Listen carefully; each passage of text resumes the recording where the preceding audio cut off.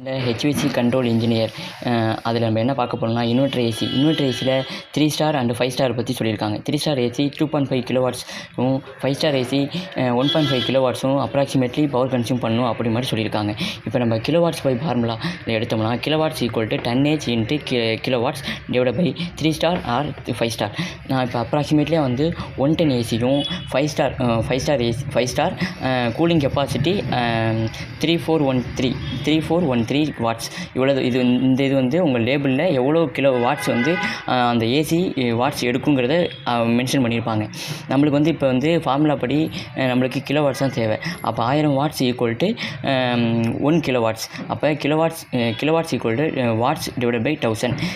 Kilo watts equal to 3413 divided by 1000 equal to 3.413 kilo watts நம்மளுக்கு கிடச்சிருச்சு. இப்போ இதை நம்ம ஃபார்முலாவில் சப்ஸ்டிட் பண்ணுவோம்.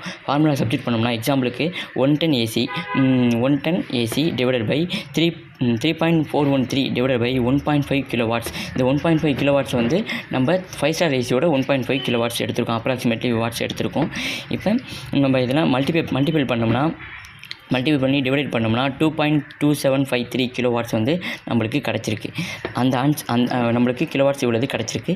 இதில் outdoor unit compressor operation percentage வந்து 60% தான் நம்ம வந்து ரன் ஆகும். அப்போ அதோட 60% வந்து 0.6. இப்போ நம்ம கிலோவாட்ஸ் பை ஃபார்முலாவில் பார்த்தோம்னா kilowatts divided by hours equal to kilowatts divided by 0.6.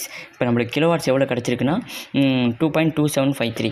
அதை நம்ம சப்ஸ்டிட் பண்ணோம்னா divided by 0.6 equal to 3.7922 kilowatts by hours வந்து நம்மளுக்கு பவர் கன்சியூம் ஆகும்.